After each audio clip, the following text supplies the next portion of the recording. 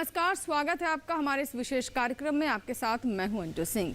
आत्मनिर्भर भारत कार्यक्रम में हम आप तक पहुंचाते हैं खेती किसानी और ग्रामीण विकास से जुड़ी हुई तमाम नई नई जानकारियां।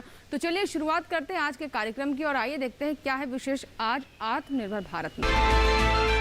शोभा करंदलाजे को मिली मोदी कैबिनेट में जगह, कृषि राज्य मंत्री का संभाला कार्यभार। मोदी सरकार ने पूरे किए 7 साल।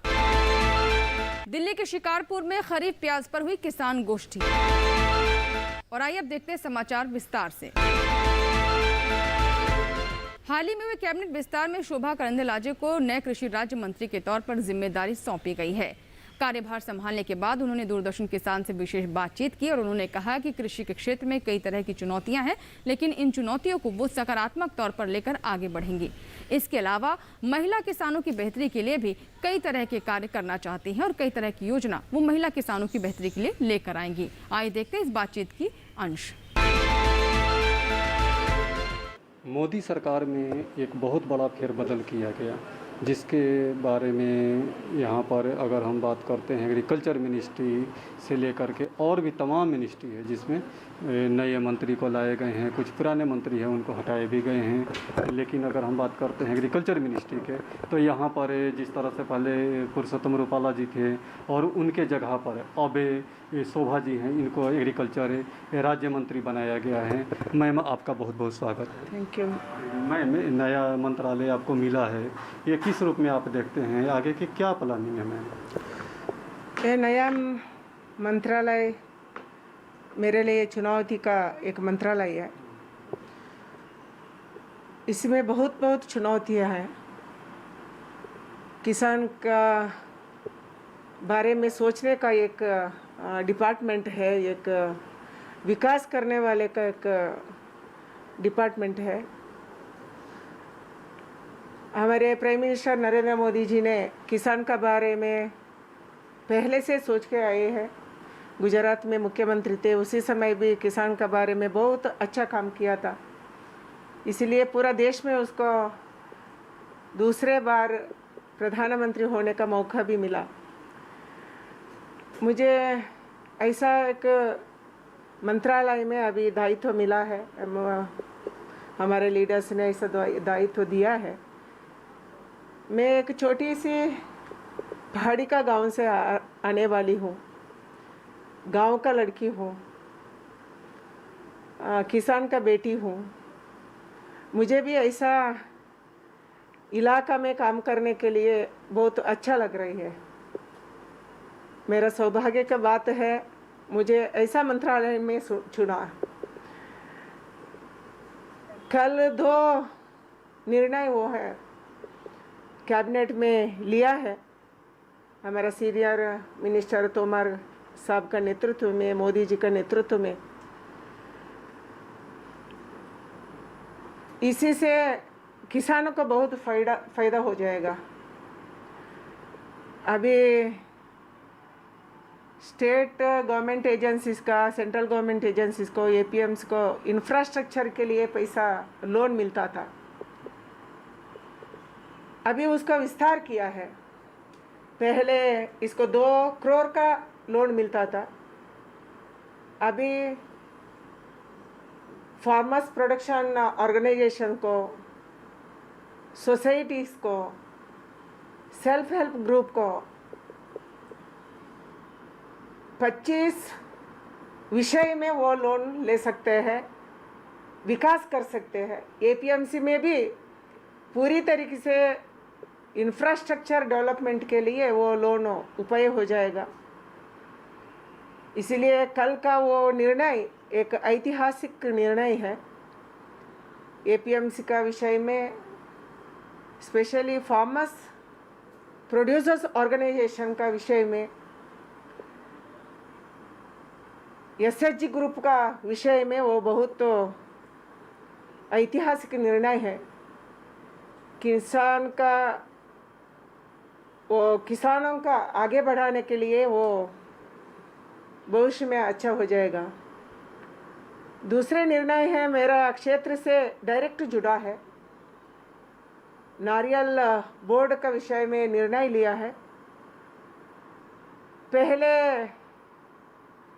पिछले साल में कॉफ़ी बोर्ड में भी ऐसे एक निर्णय लिया था। पहले पूरा IAS ऑफिसर्स उसका चेयरमैन बनते थे, अभी एक किसान का बेटा कॉफ़ी बोर्ड में चेयरमैन है। ऐसे ही एक निर्णय नारियल बोर्ड में आया है। अभी हमारा सरकार कल निर्णय लिया है, ये नारियल बोर्ड में भी एक किसान का बेटा चेयरमैन हो सकता है, ऐसा निर्णय लिया है।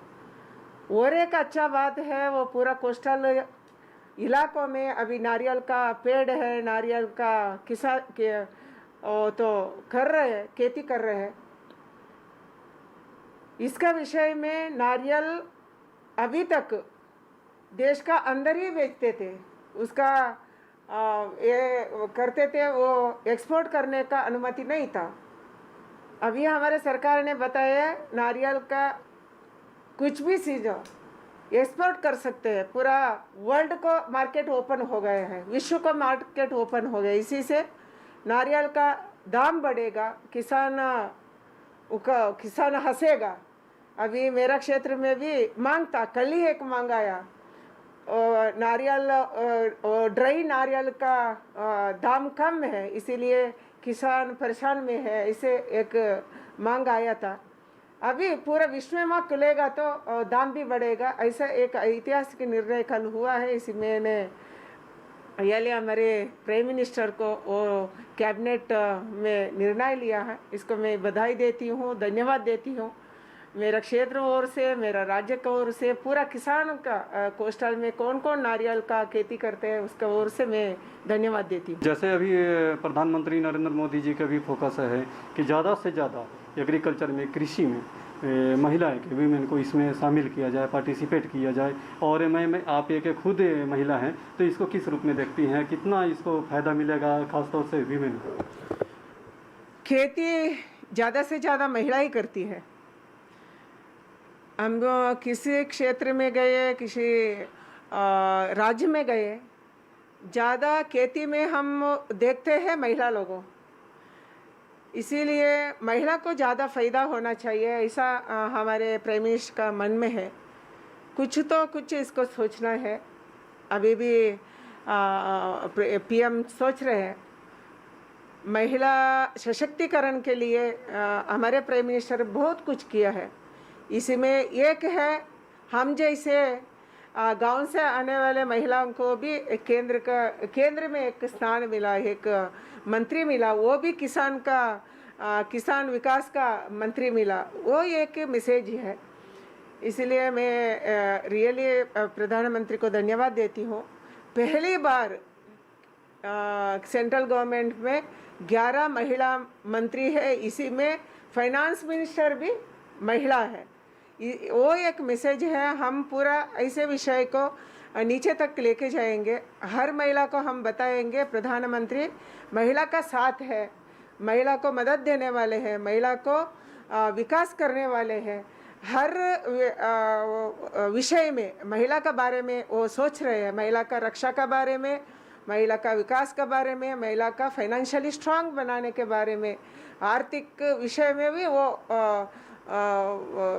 कुछ कर सकते, ऐसे करने वाले हैं। इसलिए प्रधानमंत्री के साथ पूरा महिला का आशीर्वाद है। मैं जैसे साउथ से आप आती हैं, तो साउथ के क्या स्थिति है वहाँ पर? जो किसान है, किसान को वहाँ पर कितना फ़ायदा होगा?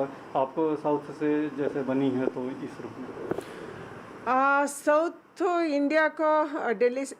इंडिया तो दिल्ली से बहुत दूर है, भाषा अलग है, जनजीवन अलग है, पूरा पद्धतियाँ अलग है। फिर भी किसान का समस्या तो एक ही है, पूरा देश में एक ही है। गन्ने का समस्या उत्तर प्रदेश में भी एक ही है, कर्नाटक में एक ही है, तमिलनाडु भी एक ही है। इसीलिए साउथ इंडिया में हमारा सरकार का क्या विषय है, तो विकास है, उसको ज़्यादा से ज़्यादा लेना चाहिए, क्योंकि लेके अंदर तक लेके जाना चाहिए, नीचे तक को जाना चाहिए, क्योंकि भाषा का समस्या बहुत ज़्यादा है। इधर हम क्या बोलते हैं वो तमिलनाडु को तो मालूम ही नहीं होता है, कर्नाटका का किसान को भाषा कुछ को नहीं आता है, उसको नहीं पहुंचता है। इसीलिए बहुत गलत मैसेज विरोध पक्ष में डाल रहे हैं। इसलिए मेरा जिम्मेदारी है हर भाषा में, कन्नड़ में, तेलुगु में, तमिल में, मलयालम में हमारा सरकार का विकास का कार्यक्रम को उधर तक लेके जाना मैं सोच रही हूँ। वही भाषा में करने का काम करेंगी, ऐसे मैं सोच रही हूँ। इसी के साथ ही यहाँ वक्त है एक छोटे से ब्रेक का। ब्रेक के बाद भी आत्मनिर्भर भारत जारी रहेगा, कहीं मत जाइएगा, बने रहे हमारे साथ। छोटा सा ब्रेक। कोरोना वायरस के खतरे से बचते हुए फसल की कटाई, बिक्री, खरीद, नई फसल की जुताई और बुआई सुरक्षित हो सकती है अगर हम लगातार हाथों को साबुन और साफ पानी से नियमित अंतराल पर धोते रहें। नाक, मुंह को मास्क, गमछे या कपड़े से ढक कर रखें। आंख, कान, नाक, मुंह न छुएं। आपस में 2 गज की दूरी बनाए रखें। मास्क और 2 गज की दूरी के मंत्र को अभी हमें छोड़ना नहीं है।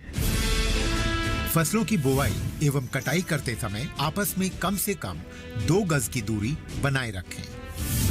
फसल की कटाई करने के बाद छोटे छोटे ढेरों में इकट्ठा करें। कृषि के औजारों की समय समय पर सफाई करें।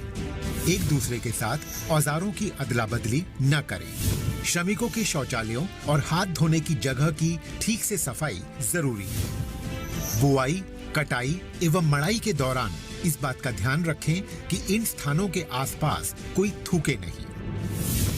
कंबाइन, हार्वेस्टर, थ्रेशर, जुताई और बुआई की मशीनों को इस्तेमाल से पहले साफ करें। मशीनों के इस्तेमाल से पहले और इस्तेमाल के बाद हाथ साबुन से साफ करें। वाहनों, बोरियों, थैलियों और पैकिंग के दूसरे सामान की साफ सफाई पर भी खास ध्यान दें। खरीद केंद्र पर आने से पहले किसानों एवं श्रमिकों की जांच। खरीद केंद्रों पर भीड़ न लगाएं एवं किसानों को बारी बारी से बुलाएं। गोदामों पर खरीदी हुई फसल को लेने में शीघ्रता करें ताकि किसानों एवं श्रमिकों को रुकना ना पड़े। कोरोना के खतरे से बचाव और अधिक जानकारी के लिए आरोग्य सेतु ऐप डाउनलोड करें। देश में खाद्य सुरक्षा के ये सिपाही भोजन की निरंतर उपलब्धता को सुनिश्चित करते हैं। किसान स्वस्थ रहें तभी हम कोरोना वायरस से जीत पाएंगे, आगे बढ़ पाएंगे। किसान सबल, देश प्रबल। ब्रेक के बाद एक बार फिर आपका स्वागत है। आप देख रहे हैं आत्मनिर्भर भारत। मोदी सरकार के 7 साल पूरे हो गए हैं और इन 7 सालों में कृषि के क्षेत्र की बेहतरी के लिए कई तरह की योजनाएं जमीन पर उतारी गई। आइए आपको बताते हैं कि केंद्रीय ग्रामीण विकास मंत्री गिरिराज सिंह ने क्या कुछ कहा मोदी सरकार के इन 7 सालों के बारे में। सर, प्रधानमंत्री नरेंद्र मोदी जी के नेतृत्व में सर 7 साल पूरे हो गए हैं। सर, इसके बारे में आप क्या कहेंगे? देखिए, मैं 2 ही चीज कहूंगा। हमें इस साल तो बहुत बड़े आफत आए, 2 बड़े तूफान आए, समुद्री तूफान। नाम उसका यास हो, टॉटे हो, जो भी हो, तो ये 2 बार तूफान आया। इसका नुकसान और कोरोना फेज 1 के समय मोदी जी ने देश में विकास की गति दुनिया के रफ्तार से हम ठीक चल रहे थे। कोरोना में 20 लाख करोड़ का पैकेज देकर के हमने, उसके बाद दुनिया भर के लोगों ने कहा कि भारत की इकोनॉमी 7% से ऊपर जीडीपी आर्थिक में जा रहा था। फिर आ गया कोरोना फेज 2। अब कोरोना फेज 2 आ गया है। वैक्सीनेशन से लेकर के आपने देखा, हम सारे चीज़ों का सामना करते हुए मोदी जी 24 घंटा। लेकिन मैं इतना ही कहूँगा, अगर आप कंपेयर करेंगे यूपीए सरकार के 2 टर्म का, अब मोदी के 5 साल उधर 2 साल इधर का, तो नट सेल में 2 ही आएगा। अगर मुझे विभाग वाइज आप चर्चा करेंगे तो लेकिन आपके पास समय भी नहीं होगा कि आप दिखा पाएं। लेकिन मैं थीम के साथ कह रहा हूं, 10 साल में यूपीए सरकार विवादों में घिरा रहा और मोदी जी कोरोना फेज 1 से लेके कोरोना फेज 2 मोदी है तो मुमकिन है, गालियां देने वाले गालियां दे रहे हैं। वैक्सीन का सबसे पहला देश है जहां के वैज्ञानिक का, जहां के मोदी जी प्रधान सेवक, प्रधानमंत्री जो भी कह लें, हमने दुनिया के सामने में बड़ा वैक्सीन और वैक्सीनेशन का कार्यक्रम चला रहे हैं। यानी यूपीए सरकार विवादों में घिरा रहा और मोदी सरकार 7 साल उम्मीदों से घिरा रहा। यही हमारा सबसे बड़ा अंतर है यूपीए सरकार और मोदी सरकार में। ये बहुत बड़ा अंतर है। सर, अगर हमें मोटा मोटी बात करें कि मुख्य बिंदु सर अगर हम देखें तो कौन कौन से ऐसे सर है जिस पर जो 7 साल के कार्यकाल को एक गौरवान्वित के रूप में महसूस कर सकते हैं आप? देखिए, मैंने क्या कहा, इंफ्रास्ट्रक्चर को लेंगे, रेल के पटरियों को लेंगे, रोड के सड़कों को लेंगे, मैन्युफैक्चरिंग सेक्टर को लेंगे। सारे सेक्टर में जितनी तेजी से वृद्धि हुई कोरोना फेज 1 के पहले, ये अद्वितीय था। चाहे एग्रीकल्चर सेक्टर को लेंगे, चाहे इंडस्ट्रियल सेक्टर को लेंगे, तो मोदी चौमुखा जिसको कहते हैं चौतरफा, उन्होंने एक तरफ इंफ्रास्ट्रक्चर को जोड़ दिया तो दूसरी तरफ मैन्युफैक्चरिंग को जोड़ दिया, तीसरे तरफ एग्रीकल्चर में प्रोसेसिंग को जोड़ दिया तो प्रोडक्शन को भी जोड़ दिया। तो नट सेल मैं बोलूंगा, हरि अनंत हरि कथा अनंता रामायण में कहते हैं, ईमानदारी से देश का इतिहास गवाह होगा कि मोदी ने एक दिन भी चैन से नहीं सोया। हम एक तरफ सीमाओं को भी उसी ढंग से सुरक्षित किया जिस ढंग से 100 डिफेंस में सामानों को इंपोर्ट न करेंगे ये लक्ष्य बनाया, और दूसरे तरफ हम एक्सपोर्ट भी करना शुरू कर दिए। तो किस सेक्टर में कहें, डिफेंस में कहें, इंफ्रास्ट्रक्चर में, मोदी मल्टी लेयर और मल्टी डायमेंशन में मोदी जी ने काम किया। 24 घंटा काम करते, हर डिपार्टमेंट उसी ढंग से वो जुड़ा रहता। अभी वक्त हुआ एक और छोटे से ब्रेक का। ब्रेक के बाद भी हमारा विशेष कार्यक्रम आत्मनिर्भर भारत जारी रहेगा। बने रहे हमारे साथ। छोटा सा ब्रेक।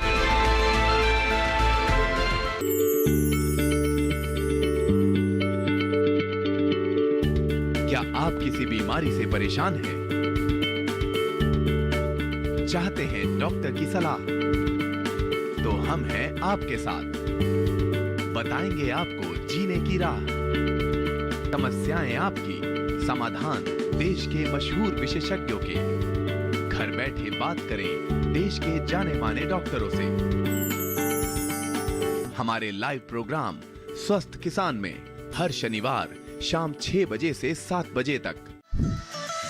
खुशहाल होंगे खेत, पशु रहेंगे स्वस्थ, सरकारी स्कीम का होगा लाभ, जब एक्सपर्ट्स का मिलेगा साथ, आपके सवाल विशेषज्ञों के जवाब, सिर्फ एक फोन कॉल की दूरी पर। देखिए किसानों का अपना प्रोग्राम हेलो किसान, सोमवार से शुक्रवार शाम 6 बजे से सिर्फ दूरदर्शन किसान पर। ब्रेक के बाद एक बार फिर आपका स्वागत है। आप देख रहे हैं आत्मनिर्भर भारत। आइए आपको बताते हैं कि किस तरीके से हमारे किसानों को खरीफ प्याज को लेकर जानकारी दी जा रही है। विशेषज्ञ उनसे रूबरू हो रहे हैं ताकि उन्हें अच्छी पैदावार मिल सके। इसी सिलसिले में राजधानी दिल्ली के शिकारपुर में केवीके उजवा द्वारा एक गोष्ठी का आयोजन किया गया और खरीफ प्याज को लेकर महत्वपूर्ण जानकारियां किसानों तक पहुंचाई गई। आइए देखते से जुड़ी हमारी ये रिपोर्ट।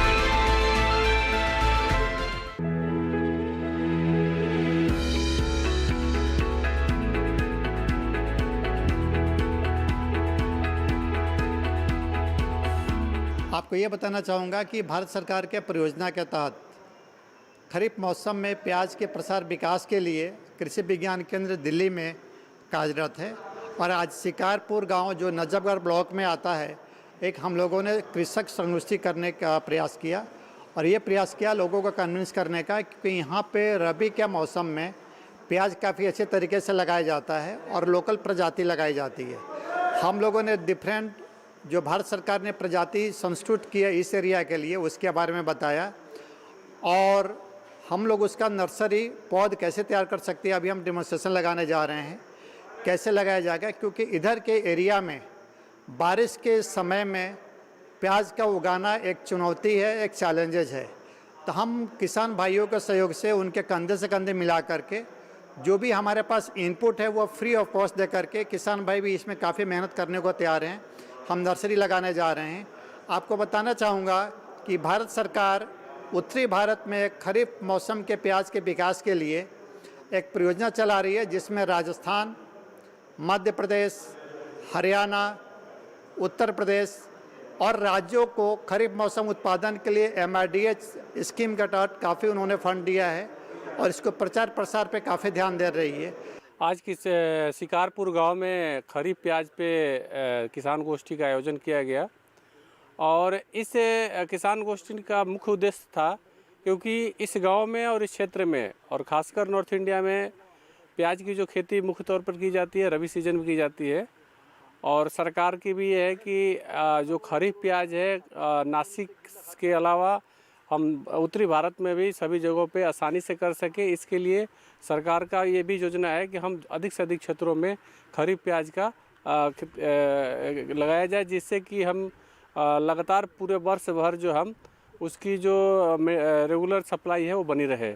इसी उद्देश्य से आज कृषि विज्ञान केंद्र उजवा जो है शिकारपुर गांव में खरीफ प्याज पे संगोष्ठी का आयोजन किया, जिसमें किसानों को नर्सरी लगाने का तरीके से लेके उसको उत्पादन कैसे किया जाए इस पे विस्तृत जानकारी दी गई।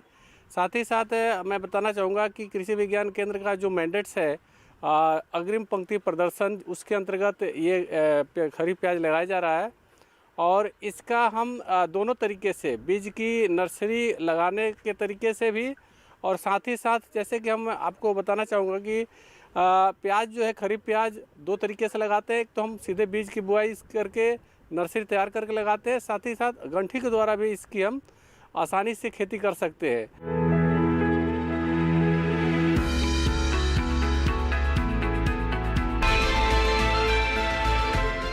कृषि के क्षेत्र में अपार संभावनाएं हैं, बस जरूरत यह है कि हमारे किसान उन संभावनाओं को समझ सके और उस दिशा में आगे बढ़ सके।